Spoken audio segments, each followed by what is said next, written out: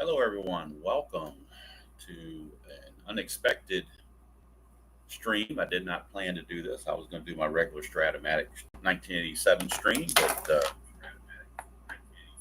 figured this was worth a go at. I don't usually do tribute games. It's not my thing. Other channels do that. I don't usually do that, but there are a couple guys I would do that for. One would be Cal Ripken, and the other would be Ryne Sandberg, my two favorite, and probably Mike Schmidt. Those are my three favorite middle infielders, or infielders in general, of what I would do if I was to do a tribute game. Hello, Alan. Good to see you. So I know Uncle Ron is doing his a little after noon on his channel for Action PC, and he's taken the Sandberg game, the 1984 game against the Cardinals that was on the ABC Game Week. So I'm not going to do that game. I'm going to leave that for him.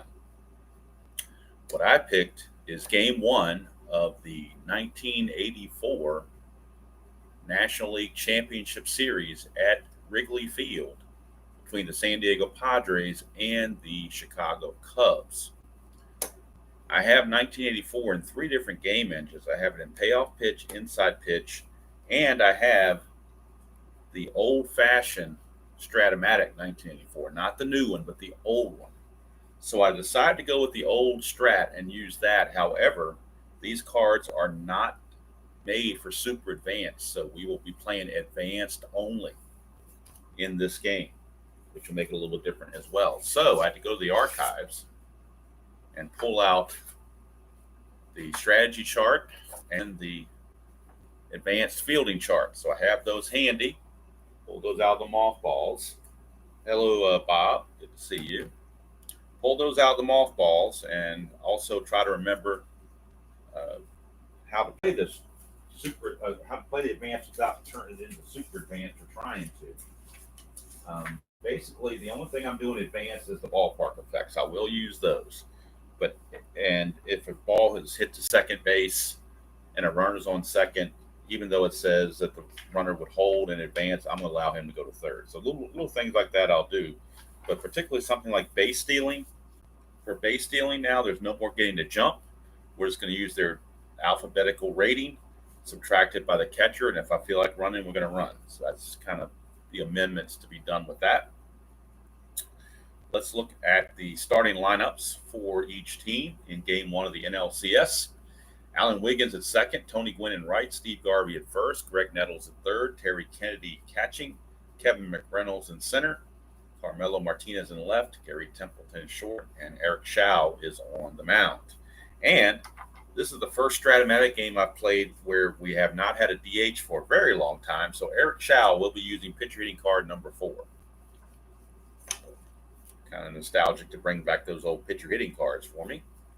For the Cubs, Dernier in center, Sandberg, of course, at second, Gary Matthews, the Sarge in left, Bull Durham at first, Keith Moreland in right, the Penguin Ron Say at third, Jody Davis Eyes at catching bats seventh, Larry Bowa bats eighth, and Rick Sutcliffe. And since Sutcliffe switched leagues in 1984, Strat-O-Matic did card him strictly with the Cubs, so he is 16-1. This is his 16-1 Cy Young card. It's not a mixture between him and Cleveland.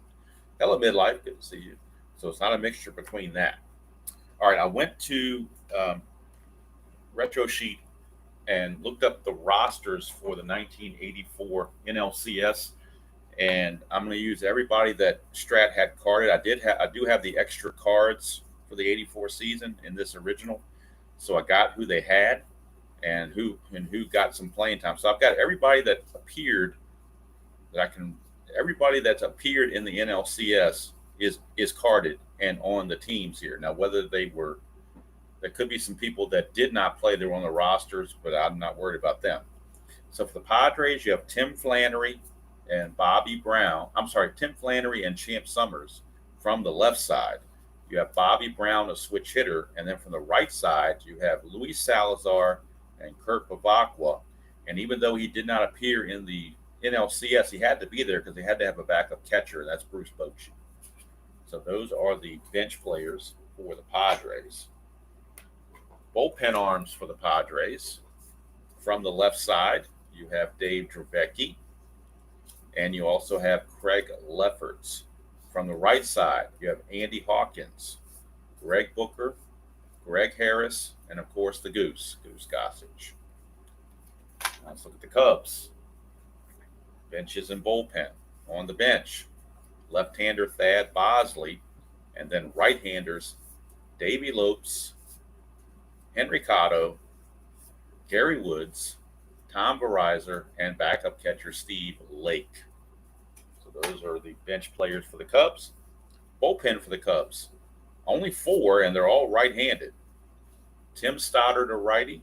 Warren Brewster, a righty. George Frazier, a righty. And, of course, Hall of Famer Lee Smith, a righty. So that's who's available. If you didn't see them there, they're not going to be in this game. So these are the guys that are available to play in Game 1. Yes, they did midlife, and I'm still convinced, and nobody's going to convince me otherwise, that had Kevin McReynolds not been injured and had pitchers been hitting in the 84 World Series, I think the Padres win that World Series. They just lost so much losing Kevin McReynolds, a true all-star in center field. They had to put Bobby Brown in his place, and they didn't really have a DH that used Kurt Bavacqua. So to me, that was just horrible. And plus, I think they had a little bit of a hangover from using all that energy to beat the Cubs, coming back from 2 games to none. I just think when the World Series came around, they were probably gassed. So I think they had enough with the home crowd to get them through the first 2 games. But I think by the time they got to Detroit, it had caught up with them. So, and this is interesting. I was 19. Was I 19? No, I was 19 when this went on. I was a Padre fan because of Tony Gwynn, but I also like the Cubs because of Harry Carey and Channel 9 and all that stuff, WGN. So, yeah, I was a Sandberg fan too. So it's kind of a mixed emotions when I watched this game. All right, so ballpark effects for Wrigley Field. I don't know why I had an R here. It should be a 5, not an R. I don't know what the world maybe.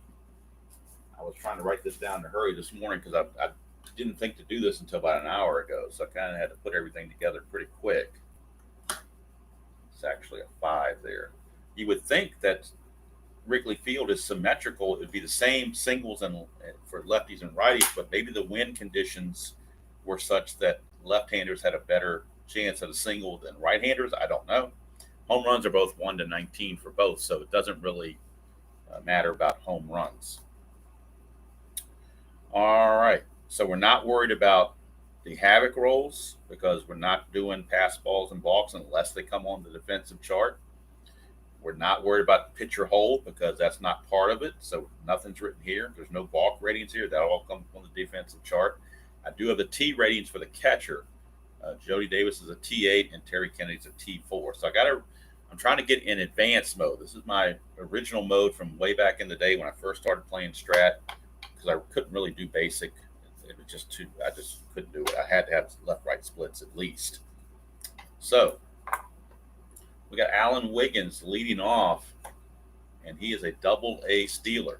Both pitchers are using pitcher hitting card number 4. It does say that on the card. It does not list their range, but it's assumed and was determined back in the day that all pitchers are a 2 range, and it does have their E rating. So we do have that going on. Hello, Jeremiah. Yeah, he's it was inevitable because of his health and everything like that. So it just, cycle of life, as they say. We lost a lot of guys last week as well. So as we get older, it's going to happen. There's just no other way around it. Best we can do is take the good memories. I got Chicago Cub colored dice. So we're ready to go for that. So Alan Wiggins against Rick Sutcliffe. Game 1, 1984 NLCS. Advanced only with the ballpark effect. That's the only upgrade. And underway. 6'5", Sutcliffe switcher left-handed. 6'5" is a ground ball shortstop X. So right away, we go to our advanced fielding chart for the first time. Going to pull this out of the mothballs. Ground ball shortstop X. Bo was a 3E22. So 3E22, we're going to see if we're in the Error range or in the range. So as a 3, if you roll a 1 through 7 or a 13 through 20, it'll be in his range. If you roll an 8 through 12, then it will be on the field in the error section. That's a 1, so we're checking his range, but a 1 is not good. When you're a 3 fielder, a 1 is never good for the defense. That's a single for Alan Wiggins. So he sneaks it by Larry Boa. The double die even comes up in advance. I mean, I can't help it. It just happens. Double dies will be double dies. All right, so Wiggins is a double. Now, see, I should have honed up more on my advanced stealing because I'm going back on memory on this one. But he is a double A stealer, is Alan Wiggins. So I'm going to start off with that and then look at Jody Davis. Jody Davis is a 2-rated catcher. So let's see. So if we look at double A stealer, they lose 2 when they're being held and the catcher throwing arm. Throwing arm for Jody Davis, he is a 0. So that's not going to change. So I'm going to take 2 away from Alan Wiggins' steal attempt because he's a double A. Alan Wiggins, we go to the steal chart as a double A stealer. He's a 1 to 17, but we're going to take 2 away from that and make it a 15. So 1 to 15, he will steal it. Again, it's not as robust as Super Advanced, but in this set, we're playing Advanced because that's all they had. So here we go. 1 to 15, he makes it. And he's got thrown out. How about that? Jody Davis threw him out. Caught stealing. Boa put on the tag because Gwynn, the lefty, is up to bat, so the shortstop will be covering. So how do you like that? Jody Davis says, you can steal all you want. I'm advanced or no, I'm going to throw you out.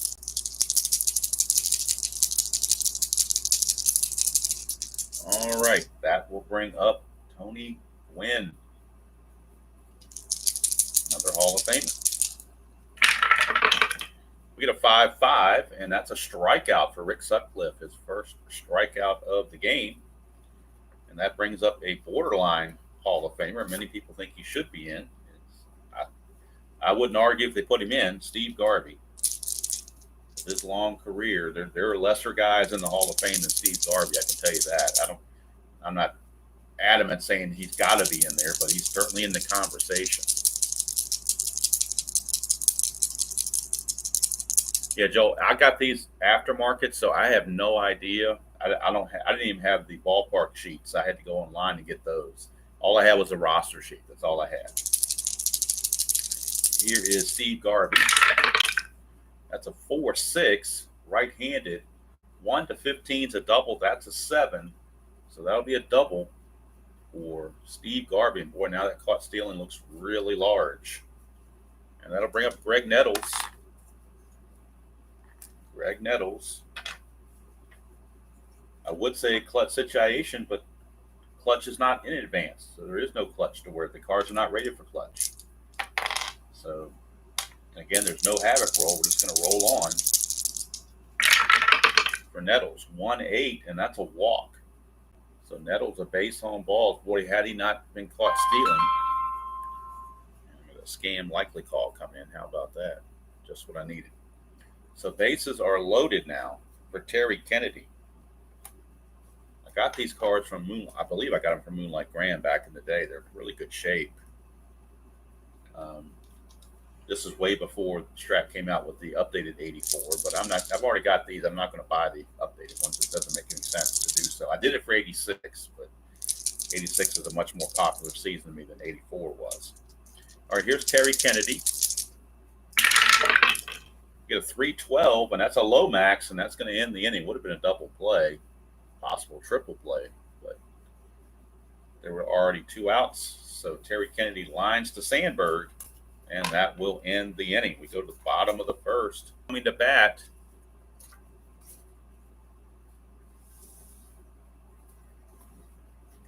here is Eric Schau, right-hander. In 1984, he was 15-9 with a 340 earned run average. So Schau, And I don't know how well these blue and white cards are showing up against the white score sheet. Hopefully, it's not too much white there. We shall see. Bob Dernier will lead things off for the Cubbies against Mr. Shao. That's a 2-5, and that's a ground ball to Templeton at short. One away. And here's the man of the hour, Ryne Sandberg. He's rated a 1E6 at second base. Runs at a 17. Look at his 84 numbers. Amazingly, 19 triples to go with 19 home runs and a 314 average. Also threw in 36 doubles. He did strike out 101 times, but still with that kind of production, hard to argue. Hard to argue that that wasn't one of the best single seasons of all time by an infielder. Pre-steroid, of course. All right, here is Chow to Sandberg. 3-9, and that's a base on balls. So Sandberg walks. Let's see if he might be thinking about running. Kennedy is a -1 arm, though, so we'll see. He's only an A stealer. So an A stealer, you take an A stealer, still a -2 for being held. So that's going to drop him from a 15 to a 13. Then the -1 from Kennedy's a 12. So 1 to 12. But boy, do you want to have Ryne Sandberg caught stealing in a tribute game? And the way this devil die is, you never know how it's going to come up. Ryan, if he was here, he would say, go ahead and send me. So 60% chance, 1 to 12. He's going to go. And he's in there. Stolen base, Ryne Sandberg. It's a tribute game. You got to try to steal, right? All right, so he's at second base with one away for the Sarge, Gary Matthews. 6-8 against Shao, and that's trouble. 1 to 8's a double. That's a 19. It's a single 2 stars, but it will score Sandberg. And the Cubs take a 1-0 lead. Remember, the Cubs won this game, I believe, was 13-0 real world. I thought about doing the Sandberg game, but actually the pitcher in that game for the Cardinals only had a couple of appearances, and he was not carded by Strat, so that took that out of my equation already. If I did the Sandberg game, I'd have to use another game engine, either payoff pitch or inside pitch. All right, here's the bull, Leon Durham. Matthews is a B stealer, but he's not going to go anywhere. We'll hold him just to make sure, but he's not going to go anywhere. So here's Durham. 3-10 for the bull, and that's a fly ball to Tony Gwynn and right. We're out number 2. 2 down, and here's Keith Moreland. Yes, he did, Tark. I remember watching that game in Cincinnati. Off of Eric Shao, a little blooper into left field right in front of Carmelo Martinez, and it dropped in. It was a legitimate, nothing cheap about it. And he passed Ty Cobb on that day in 1985. All right, here's Keith Moreland. Right fielder, 6-6 against Shao. Ground ball, second base, X. Second baseman is Wiggins. He's a 3E34. So we go to our chart. And as far as I remember in advance, the fact that Wiggins was responsible for holding Matthews as part of the holding has nothing to do with his range. So we're going to keep Wiggins at a 3. So a 3, he, again, anything other than 8 through 12, we're looking at his range.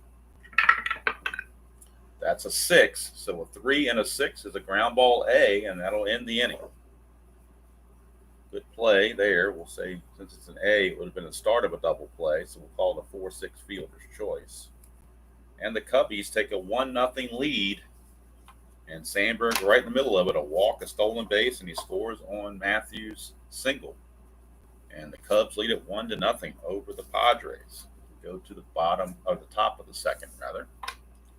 And Kevin McReynolds, center fielder, outstanding season, 20 home runs, 278 batting average, and a 1 in center field. That's hard to replace. You can't go into a World Series against the Tigers and not have a guy like this. That's just, it's unfortunate. He broke his wrist and he watched the World Series in a cast. I would have liked to have seen him get a chance to. Padres was still probably lost, but I think it might have gone in 6 games or so. Would have been better anyway, because they could have saved Bobby Brown and left him on the bench where he belonged instead of center field. Here's Sutcliffe to McReynolds, 5-9, and that's a ground ball shortstop X. Again, we're looking at Boa. He's a 3E22. 3E22. And actually, I can keep this roll because it hasn't been used yet. 19. Well, I better re-roll because I've been doing that the whole game. So I'll just stick with a re-roll. So a 3 for a shortstop. It has to be anything outside of 8 or 12 that go to range. That's an 8. So we're going to his error check. So error check on Boa. He's an E22. So we're right here at the bottom. E22. He makes an error on a 3 through 6. So he's got to avoid the 3 through 6. Anything else would be a 4 or 11. 3 through 6 or an 11. He makes an error. Anything else, he will be okay. That's a 5. He's going to make an error. E22 and a 5 is a 1 base error on Larry Boa. E6. That's one of my disdains for the advanced chart is to me it produces too many errors. McReynolds will be held but won't go anywhere. And here's Carmelo Martinez. That's a 5-10, and that is a strikeout. So Sutcliffe gets his second strikeout.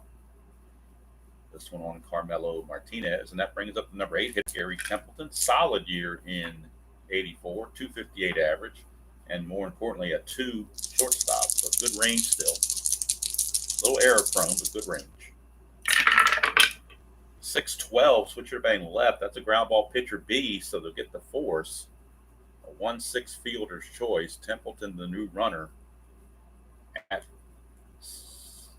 first base with 2 outs, but now the pitcher, Eric Chow, will come up with pitcher hitting card number 4. It's been a minute since I've used the Strat-O-Matic pitcher hitting cards, that's for sure.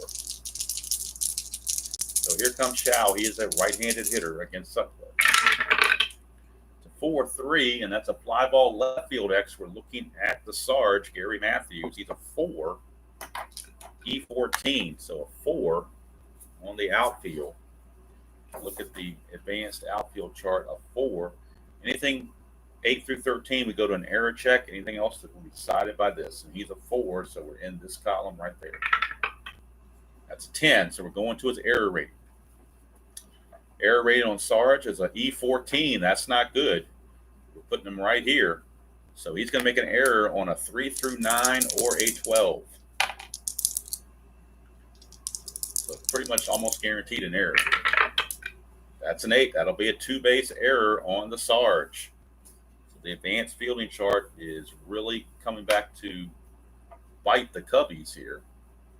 Templeton will go to third on the 2-base error by the Sarge, Gary Matthews. So 2 errors in the inning. And all of a sudden, Rick Sutcliffe thought he was going to have an easy inning, but he's got trouble. 2 outs, runners on second and third. And Alan Wiggins, the batter, he singled, but was caught stealing his first time up. I don't even need the real 320. I'm going to roll it if it's necessary. 3-10, and 3-10 is a fly to center, and that's going to end the inning. So Sutcliffe gets out of it. Despite the 2 errors, the Padres do not score. I get my rhythm on playing advanced and make sure I'm so used to that D20. I'm going to just keep it to the side unless I need it. From now on, I'm not going to roll it anymore. I'm going to roll it only when it's needed, just to make it a little easier. Here's the Penguin, Ron Say. Hello, Jimmy Jam. I graduated in 83, so I'm 1 year ahead of you. All right, here is the Penguin. Well, it didn't go through, so I'm going to re-roll everything. Got to go through all the way. That's my rule. 210 for the Penguin, and that's a single descent to right field. Drops it right in front of Tony Gwynn. Now, Ron Say, definitely no threat to run. He will not even be held. And here is Jody Davis. 3-3. It's a ground ball shortstop A. That's a 6-4-3 double play, tailor-made. Templeton to Wiggins to Garvey. 2 up and 2 down for the fiery Larry Boa. That's a 1-9, and he will fly it to McReynolds in center. So after the leadoff single, the Cubs go quietly. Double play took care of a lot of that. We go to the top of the third, still 1-0 Cubbies. In case you're curious, yes, I had my coffee. Strat and coffee. If I'm playing Strat in the morning, I got to have. If I'm playing Strat anytime before 12 o'clock, I'm having coffee with me. So that's a guarantee. All right, here's Tony Gwynn. 4-10, left-handed. Ground ball third base, X. So we're going to be looking at Ron Say, and he's a 4, so that's trouble on the range side of things. So 6 through 14, we go to his error check. But if we get 1 through 5 or 15 through 20, we'll be going to the range. That's a 3, so we're looking at his range, and a 3 is not good with a 4 range. 4 range third baseman, and a 3 is a single, 2 stars. 4 bases are empty. Leadoff man. So Gwynn will single, and he might be looking to run as well. He's an A, but you do -2 for being held, and we already know that Joey Davis is a 0. So we take the A result and subtract 2 from it. So the 15 becomes a 13. 1 to 13, he's going to go. Tony Gwynn's going to try to steal it on a 1 to 13. And he's in there. Stolen base, Tony Gwynn. So Gwynn's at second base with nobody out for Steve Garvey. Sutcliffe trying to pitch around this. 3-3 for Garvey. That's a pop out to short. That's a good start because the runner does not advance. That's very important, not letting him get to third with 1 out. So you don't have to bring the infield in, no sacrifice flies, any of that stuff. So here's Nettles. He walked his first chance. 3-8 for Nettles. That's a single to left field. Now the question is, do we send Tony Gwynn? He runs as a 15. Matthews is a 0 arm. So straight out 1 to 15. He will go. Hey, Tony, how you doing? 1 to 15, and Gwynn will score it. And he's in there. Tie ball game. We are tied at 1. RBI single from Greg Nettles. And in advance, you don't have to worry about the runner moving up on the throw. Slow as Nettles is, I wouldn't let him do it anyway, but by rule, you don't even have to check for that in advance. You do in super advanced. The cutoff rule is in super advanced, not advanced. Where's Terry Kennedy? Nettles will not be held at first base. Hello, Kenyon. 3-8, and that's a fly to center. Bob Dernier hauls it in, 2 down for Kevin McReynolds. Nettles is first, tied at 1, top of the third. 2-10, and that's a fly ball to Matthews, who puts it away, but the Padres do tie it. Tony Gwynn right in the middle of it, a single stolen base, and he scores on Nettles' single. So we go to the bottom of the third, tied at 1 apiece. And a very good hitting pitcher, Rick Sutcliffe, is up to the plate. He does bat left-handed, despite the fact that he throws right-handed. He is a lefty, so if we get on Shao's card, we'll be looking at the left-hand side, not the right-hand side. But we're on the pitcher card, 3-5, and that's a strikeout. First strikeout of the game for Shao. And that brings up the top of the order, Dernier. 5-5, and that's a fly to center for Kevin McReynolds, 2 down. And here's the man, Ryne Sandberg, but this time he's batting with 2 outs and the bases empty. 5-5, and again, we're under Shao's card, so he flies to center. So he had no chance on that one. So at the end of 3, we're still tied at 1 apiece. The thing I do like about these cards is these, back in the day for Strat, these were pre-cut. There was no perforating. There are no perforated edges or anything like that. And I do think in some sense the white and blue background does have a charm to it, just to be different from the blue and the red. Don't get me wrong, I prefer the blue and the red overall, but I think it does give, a little bit of charm here, and this extra bold line down the middle. I think they're kind of sharp, to be quite honest with you. I just wish they had all the information on for super advanced, but what are you going to do? All right, here's Carmelo Martinez. 5-7, that's a strikeout for Rick Sutcliffe. That is the 3rd strikeout for Sutcliffe. Brings up Gary Templeton. Templeton reached on a fielder's choice his first time up. 4-8, switch hitter batting left, and that's a strikeout again, strikeout number 4. And that'll bring up Shao with pitcher hitting card number 4 against Sutcliffe. That's a 3-2, so that's a ground ball to third, and Ron Say will handle it. And it's an easy 1-2-3 inning for Sutcliffe. We go to the bottom of the fourth, 1-1, a lot closer than the actual game, which ended 13-0. If my memory serves me correctly, they jumped on Shao pretty quick. It was over before it started, pretty much. All right, here's the Sarge. He had an RBI single first time up. 2-11, and that's a ground ball to Templeton, one away. And believe me, it feels weird not to include the D20 on every roll like I do on Super Advanced. So this is a change of pace for sure. Throwing a curveball here, part of the fun. Here's Durham, 5'9", left-handed, pops him up to third. Nettles is there, 2 down. And that'll bring up the right fielder, Keith Moreland. That's a 5'9", right-handed, so pop up to second. So that's going to end the inning. 1, 2, 3, go the Cubbies. At the end of 4, we're still tied at 1 apiece. Here at Wrigley Field, ballpark effects haven't come in yet. And actually, now that I think about it, these cards don't even have ballpark effects on them, so really didn't even need these because these cards don't have ballpark effects. I just realized that. The 86 advanced ones do, but the 84 ones don't, so this is for looks only because Wrigley Field is no factor in this game. I just realized that. Took me 4 innings to realize that. Oh, well. It's there for aesthetics. How about that? Here's Sutcliffe to Wiggins, top of the order. 2-5 for Wiggins. He's going to line it to Sandberg. 1 away. And I don't know how you guys, if you play Strat, I don't know what your favorite way to play Strat is, whether it's basic, super advanced, advanced, or a hybrid. But that's the beauty of the game. You can kind of mix it up a little bit. Here's Gwynn. 3-4 for Gwynn. He's going to ground it right back to Sutcliffe. 2 down. And that brings up Steve Garvey. Garvey has doubled his first time up and then pops to short after that. 4-5, and that's a 1-10 triple. 11-20 is a double. So now we got to bring out the D20. And that is an 18, so he will settle with the double. Probably good because I don't think Garvey had many triples back then. He actually had 2. In 1984, so could have been a triple. But now he's in scoring position for Greg Nettles.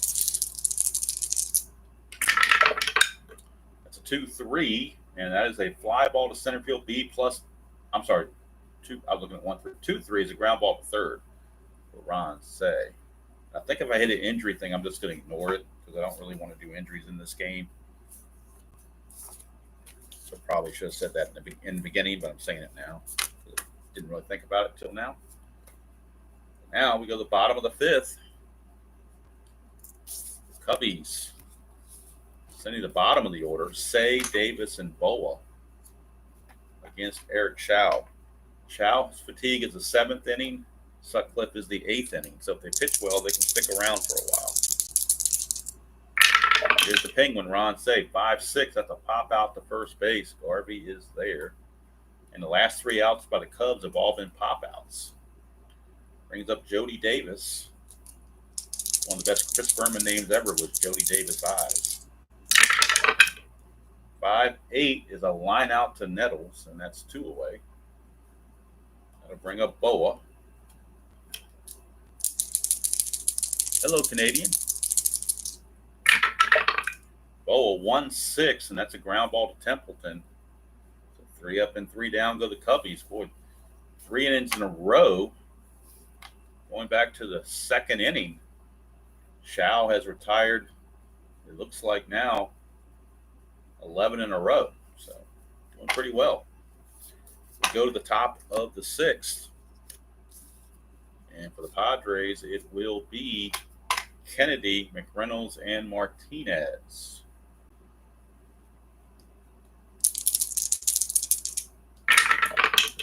5-10 against Sutcliffe is a strikeout. And that will be the 5th strikeout for Sutcliffe on the 5-10. That'll send up McReynolds. 110, and that's a 1-5 double. Anything else will be a single. We got a single for Kevin McReynolds. He's a D-sealer. He will not be held. And here is Carmelo Martinez. He has struck out twice. He has not figured out Sutcliffe yet. 2-5. He still hasn't figured it out. He pops it out to Sandberg for 2 down. And that brings up Gary Templeton.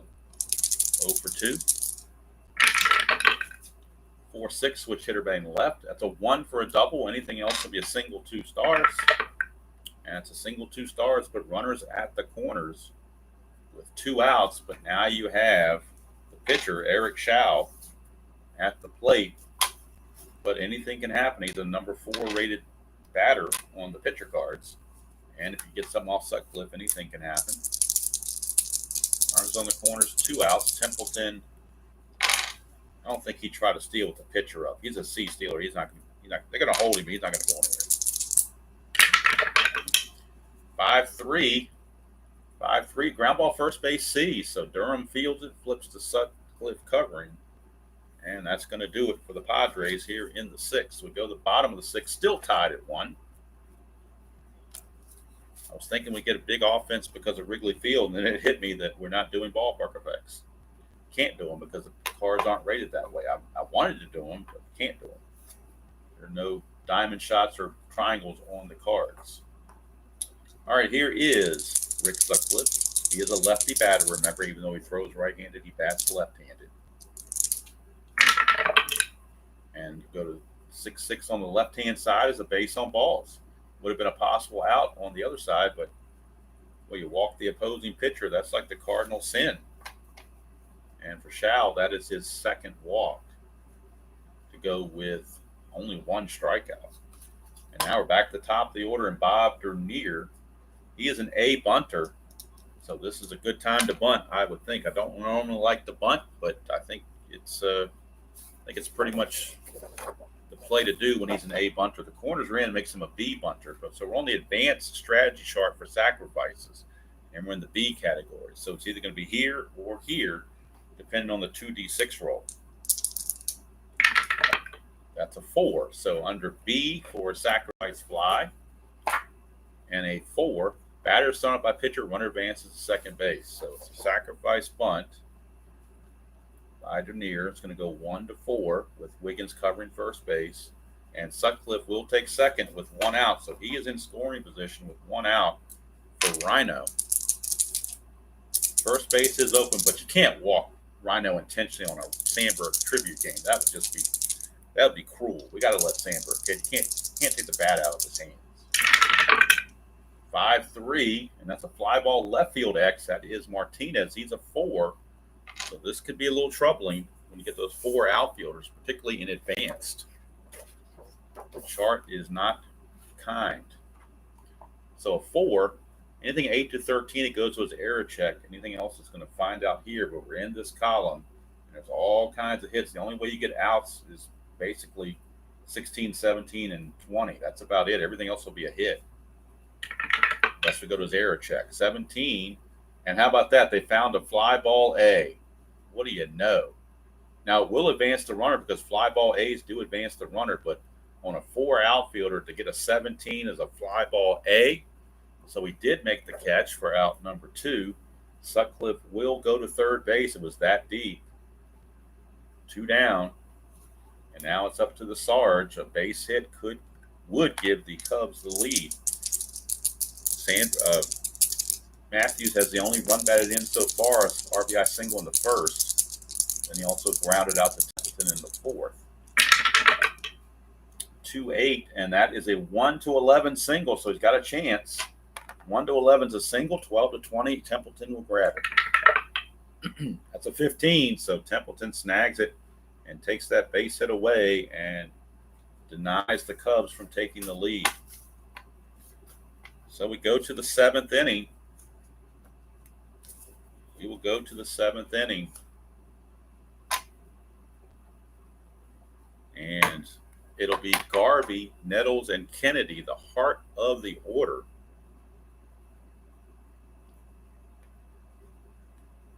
For the Padres.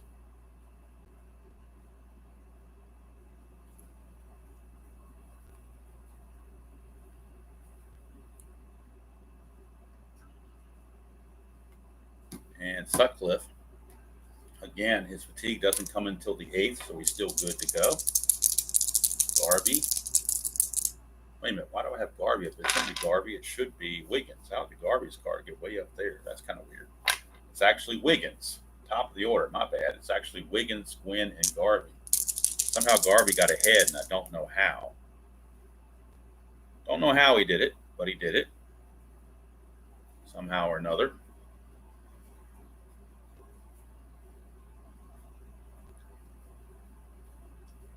All right, here's Wiggins. 2-8, and that's a single, leadoff single to center field. Now, he was thrown out stealing last time, but you know he's got to try it. He's a double-A stealer. You got to try it with double-A stealers. Jody Davis is 0 arms, so on the double-A stealers, you're just going to lose 2. So he starts with a 17, being held makes him a 15. So 1 to 15, and he will steal it. Last time, Jody Davis threw him out with an 18. And this time he's in there, and it's a possible throwing error. And Jody Davis has a T8 for his throwing error. So it's a possibility that Jody Davis will throw this away. A 1 through 8, this ball goes into center field. It does not. It is caught by Sandberg, actually by Boa, because with Gwynn batting, Boa would have been covering. So Boa catches that and prevents it from going to center field. All right, now here is Tony Gwynn. First chance for the Padres to do something with nobody out. 3-5, and that's a single 1-star. So it won't score Wiggins, but it will move him to third base. And all of a sudden now runners are at first and third with nobody out. And they would normally try to steal Gwynn, but they don't want to get him thrown out. They want to keep the runner at third with nobody out. So they will, Cubs will hold him, but the Padres will not send him. And here's Greg Nettles. Cubs are playing in. They can't afford. They just feel like they can't afford a run here. So they're going to play in. 5-11, and that's a walk by Sutcliffe to Nettles. That will load the bases. And now you start to worry if you are a Cubs fan because Sutcliffe is struggling. Bases are loaded. Infield is in. Trying to choke the runoff. Garvey does have a plus sign here on the 1-7. That's the only way a ball gets through the infield. That's a 3-5, and that's trouble. 3-5, 1 to. Oh, I'm sorry, it may not be trouble. I was looking at 2-5. 3-5, a 1 to single. Anything else, he lines to Boa. You're going to line to Boa for out number 1, so that certainly helped in the case of Sutcliffe. Brings up Kennedy, and I have no rooting interest in this game. I like both teams, so it really doesn't matter to me one way or the other. Just hope that Gwynn and Sandberg do well in the game. That's the only thing I'm hoping for. All right, here's Terry Kennedy again. Do you play back for the double play? They have a lot of ground ball lays on his card. They're going to play back for the double play. Now there's 1 out. They're going to try to turn 2. It's 2-5, and they do it right there. Second base A. That's a 4-6-3 double play, and Sutcliffe pitches out of the mess as they turn the double play on the slow-running Kennedy. And Padres, despite the fact that the bases were loaded and nobody was out, come away empty-handed. And we're still tied at a run apiece. This will be Eric Schau's fatigue inning. So we'll keep track of that. Also, I want to make sure I don't run out of room here. So let's move this over just a tad. Still keep the tray in sight as best I can. But I don't want to lose the edge either, if I can help it. Tied at 1, bottom of the 7th, Leon Bull Durham will lead off, and followed by Moreland and Say. And again, it is the fatigue inning for Eric Schau. But it wouldn't be a Cubs game without Harry Carey doing the 7th inning stretch. And so I have not previewed this, so I don't know what version it is or whatever. I just picked one on the fly, so hopefully it's good.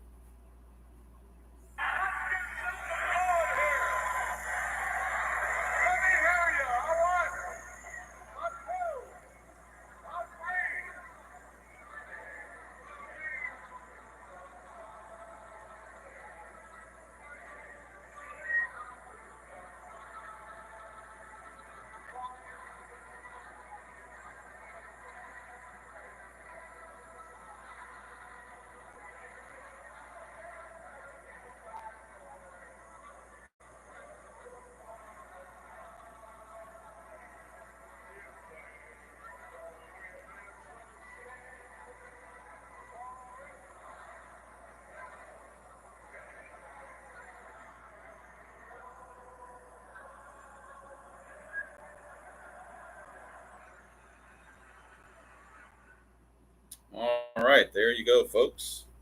7th inning stretch is in the books. And now we move on to the bottom of the 7th. Bull Durham will lead it off. He's 0 for 2. See if the Harry Karma gets him any runs. 3-8. Ground ball to Templeton. That's one away. So one down. That brings up Keith Moreland. Moreland is 0 for 2 as well. 1-7, and that's a ground ball to Templeton again. Plus signs on both of those, but the infield course was not in, so it didn't make any factor. Here's the Penguin, Ron Say. He's got some power if he can get into one. 6-7, though, is a strikeout. Shao will strike him out. Only the second strikeout of the game for Shao. He keeps full endurance as he went 1-2-3. And again, much different than the real game, which was 13-0. This one's a barn burner, 1-1 as we go to the 8th. This will be Sutcliffe's fatigue inning. Now notice part of his card right there at the edge is starting to leave the camera. So when we get to the 9th inning, I'll probably have to move him over here. But if something comes up on the 6-6 column, I will, or 6 column on the right-hand side, I will move the cards over.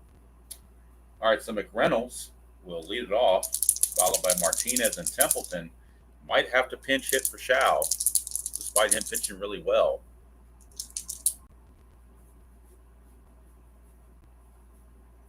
Yeah, it's hard. Jimmy Jam, it's just it was on the fly, so I'm doing the best I can with what YouTube has to offer. So at least there had to be something that came through.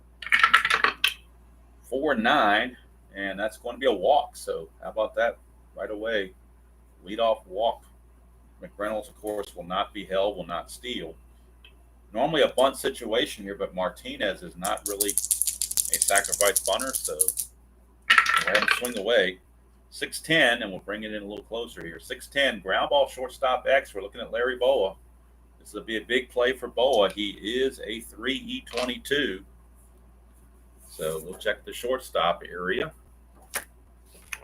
Under shortstop, anything 8 through 12 goes to his error check. Anything else, we're under here. So if we go to a range check, anything above a 5, he'll get to it. So he's hoping for a high number here. That's a 3. What do you know? The devil die shows up again. So a 3 and a 3 is a single 1 star. And that will put runners at first and second. So instead of a potential double play, we got runners at first and second. Templeton, this again would be a perfect bunt situation, but he's a horrible bunter. So they're just going to have him swing away. That's a 2-12, and that's a line out max, low max to second base. Let's see if that's a triple play. I don't know if in basic, I know in super advanced you have to roll for triple plays. In advanced, it might just be a straight up line as many outs as possible. It's treated the same as a basic game. So yeah, it's a triple play. How about that? Gary Templeton lines into a triple play to Sandberg, as Sandberg will touch the bag 4 unassisted to double up McReynolds, and then he'll throw to first to complete the triple play. I think it's the first triple play I've ever had. How about that, folks? A triple play. Look at it again. 2-12 with a low max to second base, and there were 2 on. So that is, in fact, a triple play. How about that? In super advanced, you'd have to roll an extra roll to see if it was a double play or a triple play. But in advanced and basic, the triple play stands. So since Shao did not have to bat, he will come in and pitch again. So Shao will pitch to Jody Davis, Larry Boa, and they might get a pinch hitter for Sutcliffe because they're going to need some offense. So Davis and Boa, if anybody gets on, they will probably pinch hit with Sutcliffe and bring in Lee Smith in the 9th. But we shall see how it turns out. Shao to Davis. 3-10 for Jody Davis is a fly ball to left field. And Carmelo Martinez will handle it, 1 away for Larry Boa. 2-7 for Boa. He's going to pop it up to first, 2 down. And since 2 are out and nobody's aboard, they're going to go ahead and let Sutcliffe bat. They'll let him bat. 2-3, and it's a ground ball to short to end the inning. So we go to the 9th. And that'll be all for Shao because his turn is up to the plate first. So they will pinch hit for Shao, but Shao, an excellent game, 8 innings pitched, only allowed 1 run, struck out 2, didn't strike out many, and he walked 2. Hits allowed 1, 2. He only gave up 2 hits. Shame to have to take him out, but you're at the pitcher spot here in the 9th inning, so you kind of have to. Not much choice there. And again, oops, one of my cards just fell over. Let's bring that back. The pinch hitting possibilities for the Padres: left-handed Tim Flannery and Champ Summers, switch hitter Bobby Brown, or righties Salazar, Babacqua, and Bochy.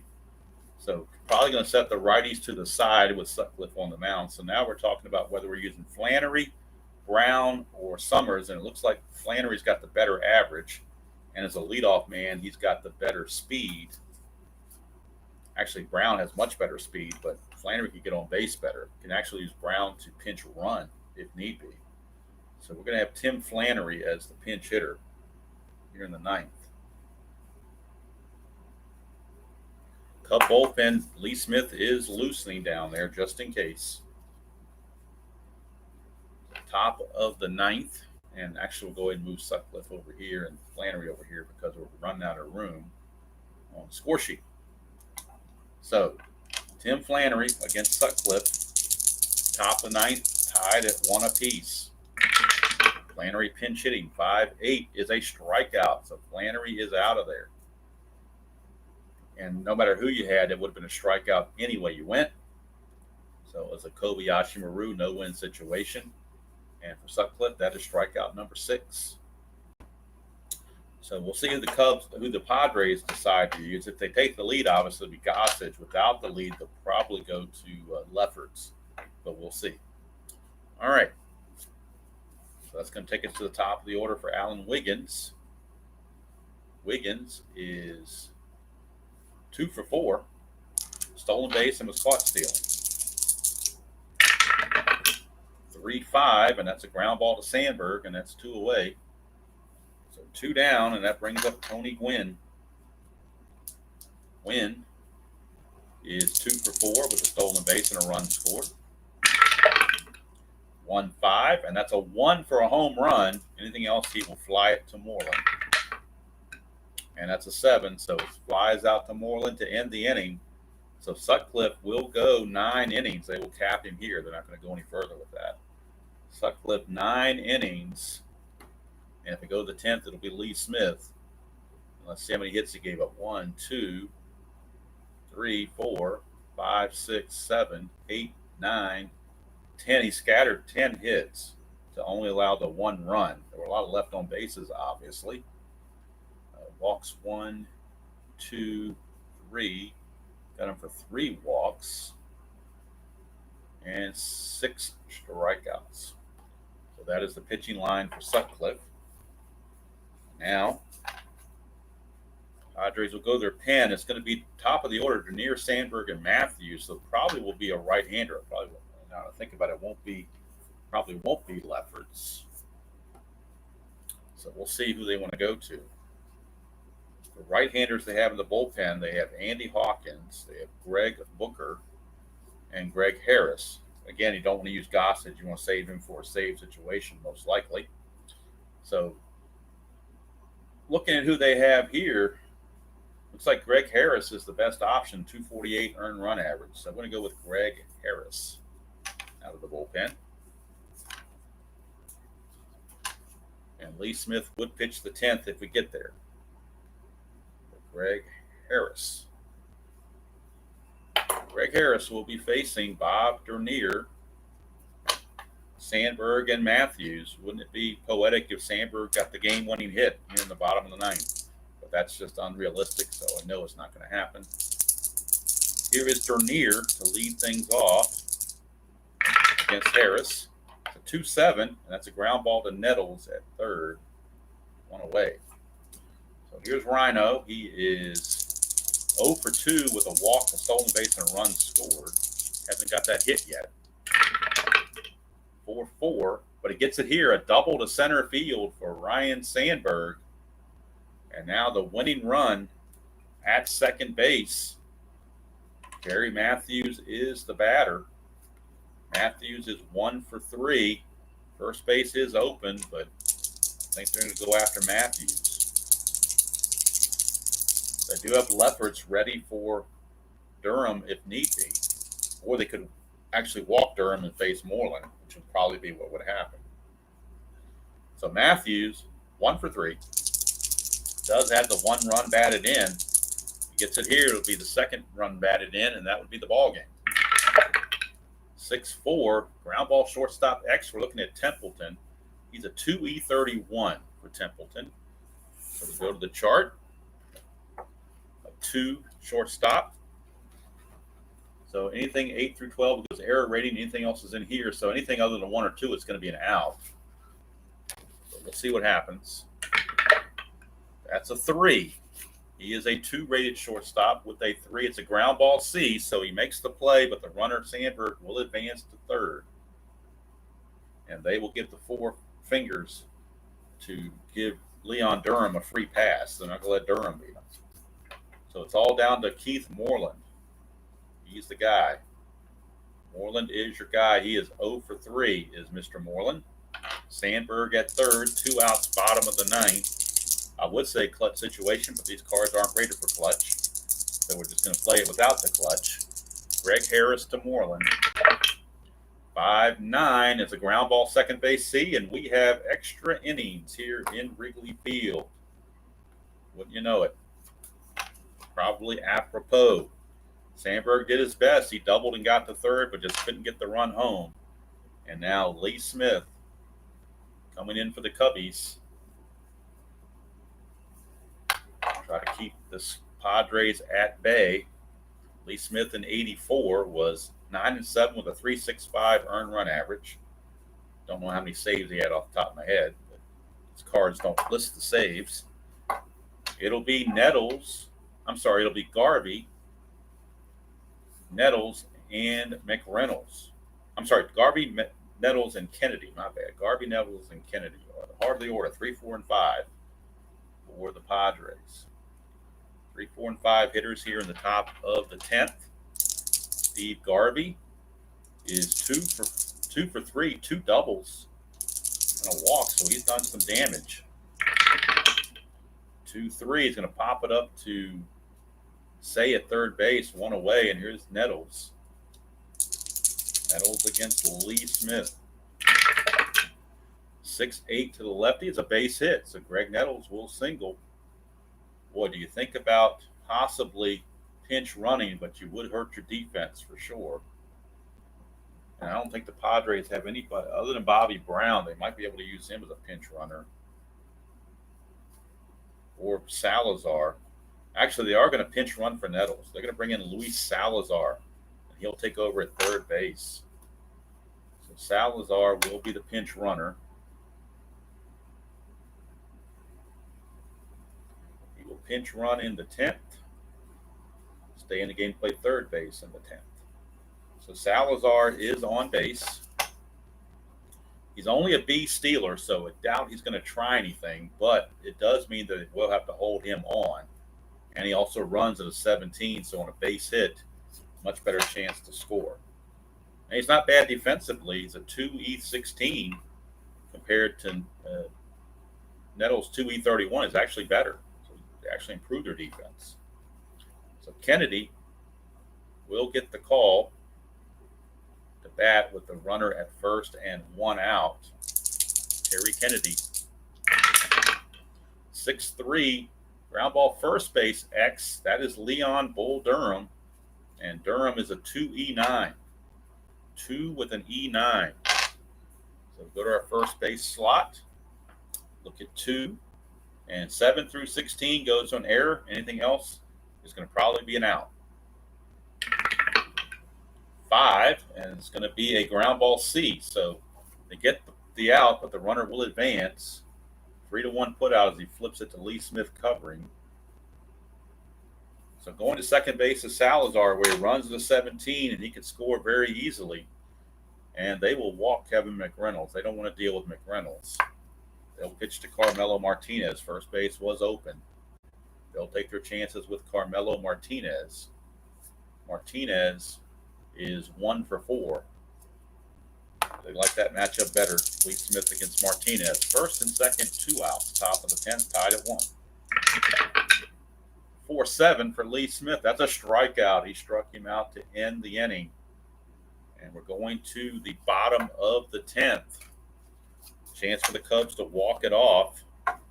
It'll be Say, Davis, and Boa, bottom of the order. Did not double switch for Lee Smith, so he might only get 1 inning if they have to pinch hit for him.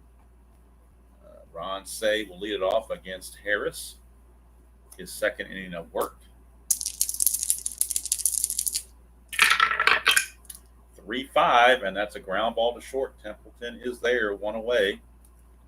He's up Jody Davis. He's got the power, if necessary, to hit that home run.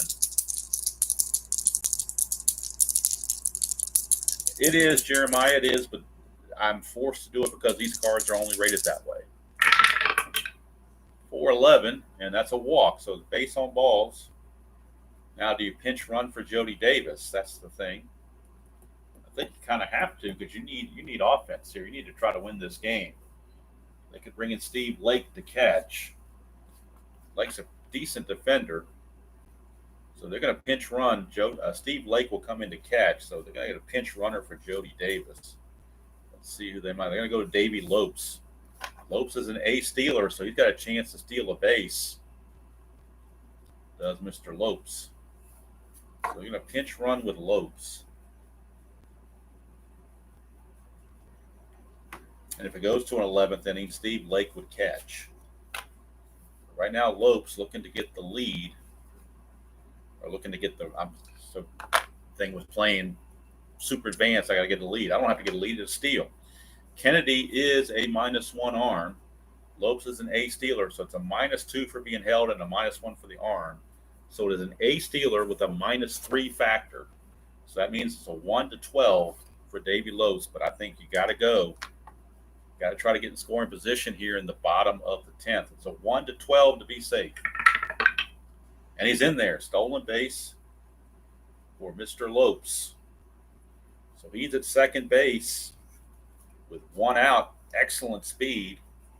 Larry Boa is your batter. He's only a .223 hitter. If you bring in a good pinch hitter, they're just going to walk him. That's the problem because first base is open.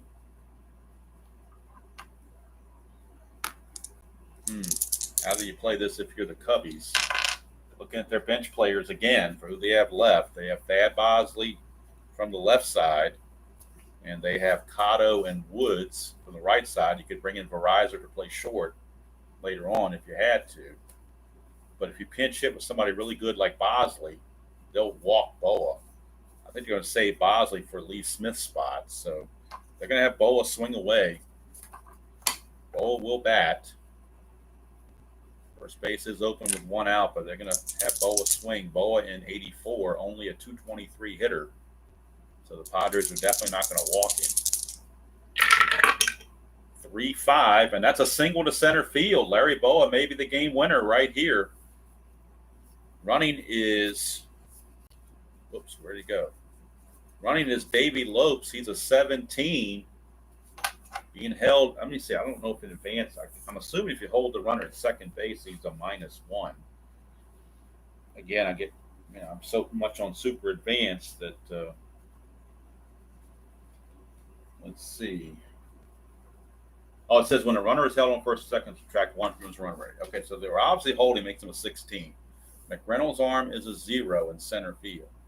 So it's a 1-16, plain and simple. 1-16, and this ball game is over. And Larry Boa will drive in Davey Lopes, pinch runner Davey Lopes with the winning run. If it's a 17 or higher, he's out at the plate. He's in there, and that's the ball game. Cubs win. Cubs win. Cubs win. Cubs win. They defeat the Padres 2-1. Lee Smith is your winning pitcher.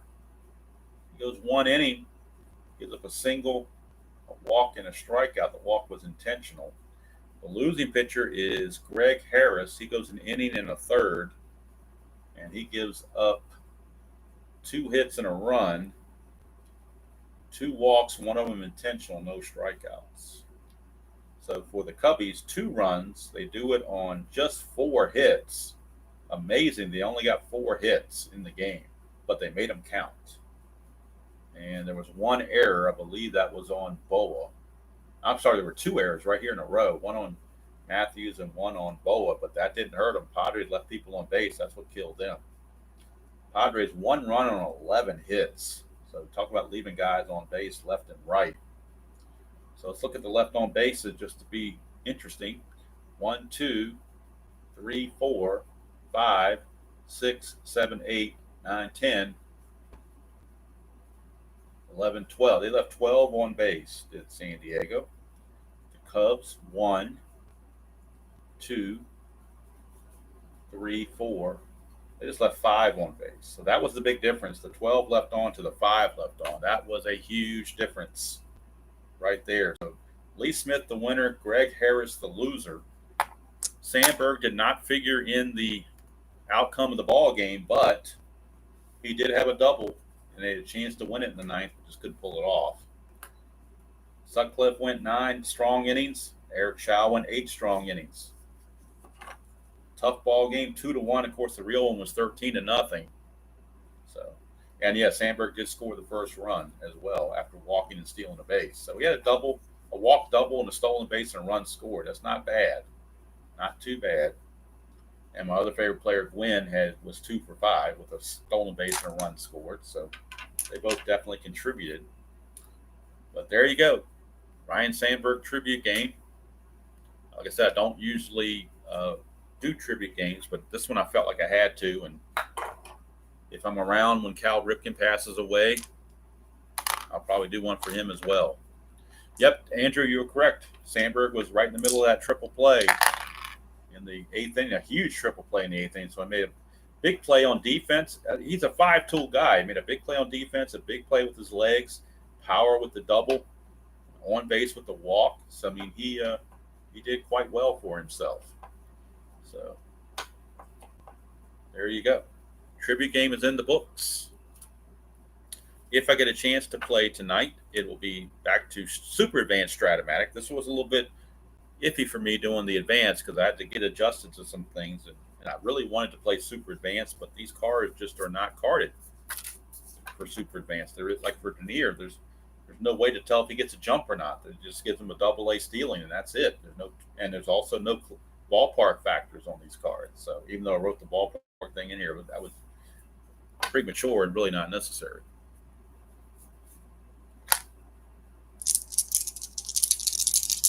Yes, you are correct, Canadian, but next game in Strat this evening, I'm thinking it'll be this evening, will be Oakland, Milwaukee, and we'll be right back with Super Advanced. So it'll be a while before you see this piece of work again, that's for sure, or this piece of work. So it'll be a while before you see either one of those, but it won't be long.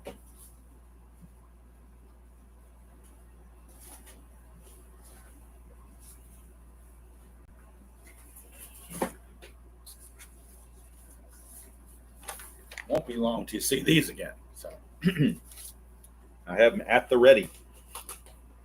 So as I finish this game up, I'm going to tear all this down and set up for the Oakland-Milwaukee game and get ready so when I come to play tonight, it'll be all ready to go. The only thing I did like is I got a little nostalgia using the pitcher hitting cards. I hadn't done those in ages. There's something neat about these pitcher hitting cards. I used to hate them, but now I look at them and there's a nostalgia to it that I do like. So, oh, hey, Brian B., you are late. Well, like I said, I had to play this in advance because these 84 cards that I had, the originals, are not rated for Super Advanced. So I had to play advanced.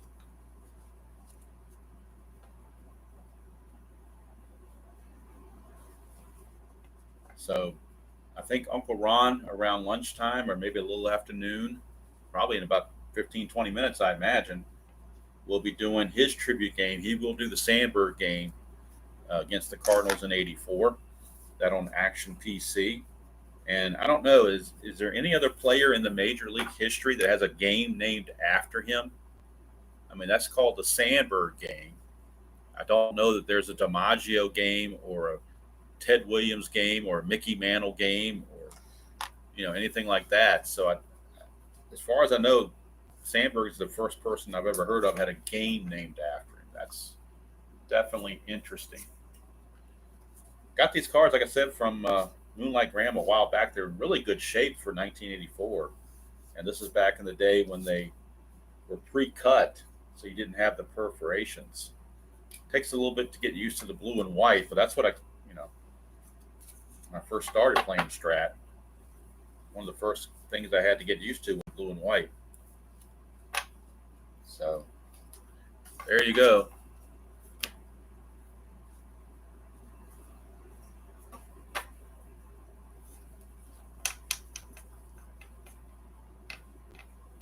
So hopefully that brought back some good memories for Sandberg or Cub fans. And unless you're a diehard Cardinal fan, it's hard not to be a Cub fan just because of Harry Carey and Sandberg and guys like that in Channel 9. Maybe not so much now, but back in the day, certainly. I would think it would have been hard not to be a Cub fan. I remember Harry Carey did a Budweiser commercial saying he's a Bud fan and a Bud man and a Cub fan, I think is how he termed it. So that was kind of cool. And I looked on the roster sheet, and I did get the extra players, so that was good to have the extra players. Lopes I had to pull from Oakland because he started the season in Oakland, so I had to go pull in from Oakland. Everybody else I had the card for, so we were good to go on that. Like I said, I was going to think about doing the Sandberg game, but the pitcher in the Sandberg game for the Cardinals, I think he only had like 2 starts the whole year, so he was not carded, and so I wouldn't have been able to do that. So I figured, well, let's try the 1984 NLCS because I do like the Padres as well, so it kind of fit, kind of took care of 2 birds with 1 stone, as the saying goes. So, hope you enjoyed that. At least it was a nice close game. Glad it wasn't 13-0 like the real game was, or like the last couple of Strat games I've had, or inside pitch. Last couple of any games have not been close. This was actually the most tightly contested pitching duel I've had in a while. So, I really enjoyed it. Hope you did too. I had some fun reminiscing about these '84 Cubs and Padres, and seeing Sandberg and maybe a belated tribute game to Tony Gwynn as well. So that's going to do it from here. Hope you all had a nice time in the morning watching Strat-O-Matic Advanced. I know it's a little bit different to do the Advanced. It's takes some getting used to. It definitely took me getting used to it. But if you want to check out another Sandberg tribute game, check out Retro Sports Network, Uncle Ron's channel. He'll be doing the Action PC version of that coming up very shortly. It will be the actual Ryne Sandberg game against the Cardinals, summer of '84 at Wrigley Field. So that's going to do it from here. Hope you all are having a great day wherever you are and whatever you're doing. I'm going to try to get on tonight if I can for the Oakland-Milwaukee 1987 Strat-O-Matic Super Advanced AL replay. And until then, enjoy playing whatever game you choose to play, however you choose to play it, and I will see you all down the road.